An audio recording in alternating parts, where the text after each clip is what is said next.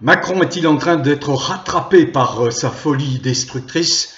En tout cas, les événements se précipitent. Vous avez découvert la vidéo que j'ai enregistrée hier et qui laissait prévoir qu'il y avait une forte probabilité qu'une motion de destitution soit déposée par la France insoumise. Eh bien cette fois, ça y est, on passe des paroles aux actes. Jean-Luc Mélenchon est monté au créneau, chef de file charismatique de la France insoumise, pour dire qu'il mettait sa menace à exécution, qu'effectivement une motion de destitution allait être déposée pour engager une procédure de destitution à l'encontre de Macron en vertu de l'article 68 de la Constitution. Bravo, tout simplement bravo. Par contre, le masque tombe du côté du Rassemblement national qui s'est immédiatement démarqué de l'initiative de la France insoumise, incapable de dépasser les dogmes, le Rassemblement national. J'ai été très sévère à l'endroit de la France insoumise que je connais, parce que la France insoumise a bien beaucoup trop tardé à voir l'énormité de ce qui se passe à la tête de l'État. Quand je dis l'énormité, vous me comprenez, hein, ça fait des années que je dénonce l'imposture, l'usurpation, la présence d'un fou allié à la tête de l'État qui n'a absolument pas sa place, qui a été élu dans des conditions particulièrement contestables. On soupçonne grandement qu'il y a eu fraude électorale, trucage électoral. Donc la France insoumise a beaucoup trop tardé à réagir en tant que parti démocratique représentatif de millions de Français qui attendaient, depuis d'ailleurs l'épisode des Gilets jaunes, qui attendaient cette prise de position ferme. Enfin, les insoumis portent leur nom. Ils sont insoumis. Ils constatent effectivement que ce régime est un régime d'usurpateurs au profit des riches, au profit de la finance, au profit de groupuscules qui veulent imposer des comportements totalement contre nature et mettre en danger, en grand danger, nos enfants, l'enfance française. Donc, voilà, nous en sommes là. Alors, je me réjouis de voir que deux souverainistes dont j'ai souvent parlé, que j'ai soutenus au moment des élections européennes, François Asselineau, qui a publié une vidéo appelant à la résistance, François Asselineau qui en remet une couche en expliquant que le Rassemblement national montre son vrai visage, que ce Rassemblement national qui se dit parti d'opposition, vole, pour reprendre les mots de François Asselineau, vole au secours de Macron. Oh, ce n'est pas la première fois. Mais vous savez, dans ma précédente vidéo et dans mes précédentes vidéos, moi je me garde bien de diaboliser tel ou tel parti politique. Je n'ai pas voulu et je continue à ne pas vouloir diaboliser, en tout cas, les 11 millions d'électeurs qui ont glissé un bulletin dans l'urne pour le Rassemblement national.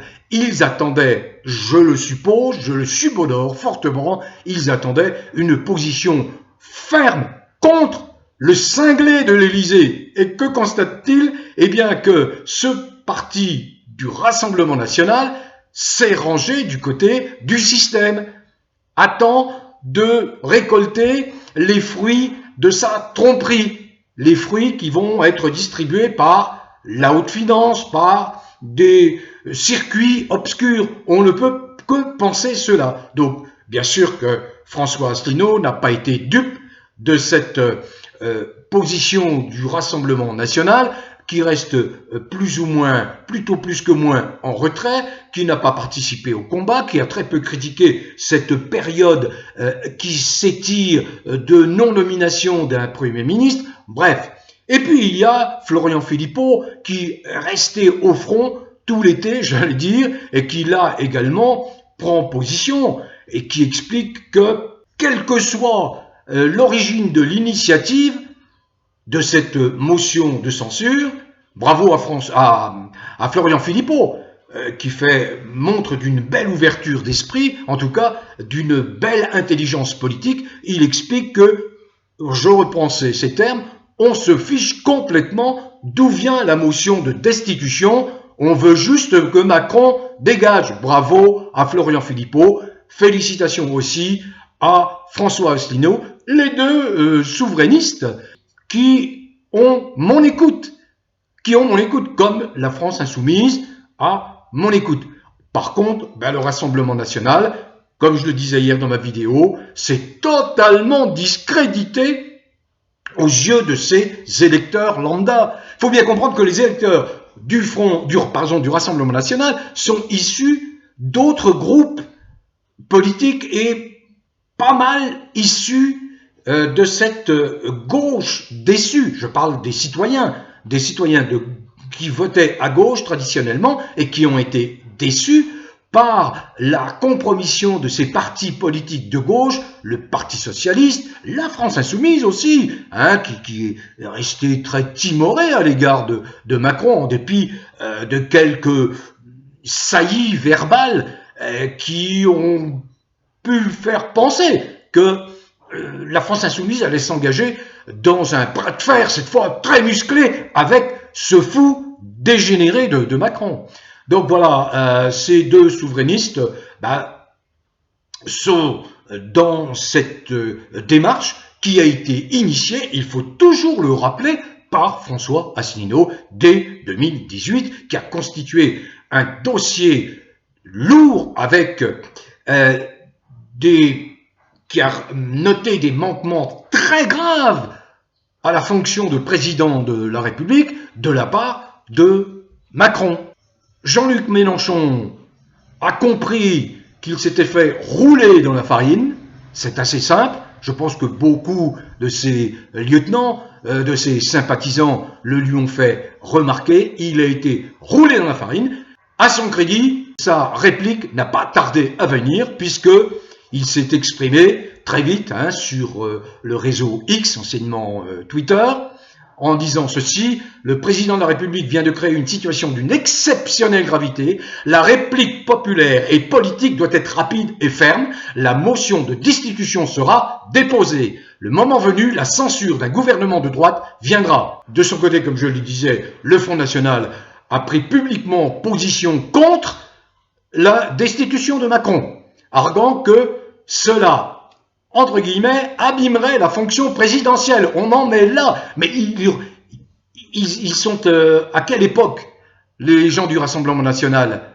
Pourtant, je fais partie des gens qui ont toujours voulu dédiaboliser le Rassemblement national, depuis des décennies. Donc, voilà ce qu'a dit Mélenchon.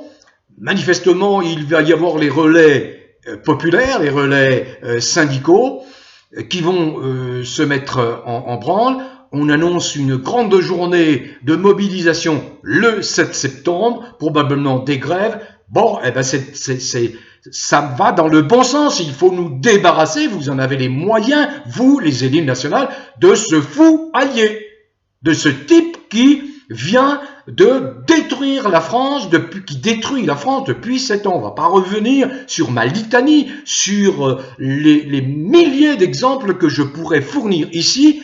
La France, malheureusement, a fait une très mauvaise rencontre avec ce psychopathe pervers, narcissique, déviant. Très mauvaise rencontre. Donc il faut très vite le renvoyer là où il doit être. Et surtout, ne pas oublier de le poursuivre le plus sévèrement possible pour toutes les souffrances qu'il a fait endurer aux Français, à commencer par les Gilets jaunes, mais tous les Français y sont passés. Sans oublier les injures envoyées aux Français. On va vous emmerder, vous êtes des connards, vous êtes des moins que rien, et vous acceptez ça? Non, il ne faut plus accepter ça.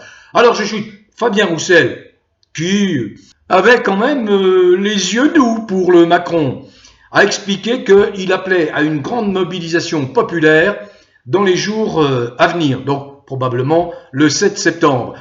Du côté des écolos, même son de cloche, elle a souligné, avec quelques nuances, pour ne pas froisser l'importun de l'Élysée, qui aura toujours à s'expliquer sur l'affaire Brichel. Cette affaire est toujours pendante, hein. Elle est toujours pendante, l'affaire Brichel. On en sait bien plus que on ne peut le dire. Vous savez qu'on est sous le joug de lois liberticides, de dispositions liberticides. Vous avez vu que Macron a osé s'en prendre au patron de Telegram. Marine Tondelier, chef des écologistes, a souligné que les Français se sont déplacés en nombre record pour les élections et que les 3/4 d'entre eux souhaitent une rupture politique avec le macronisme. Eh bien, soyez entendus, voilà, une page normalement se tourne et il ne faut plus lâcher l'affaire car des millions de Français, y compris des millions de Français qui ont voté pour le Rassemblement national et qui se trouvent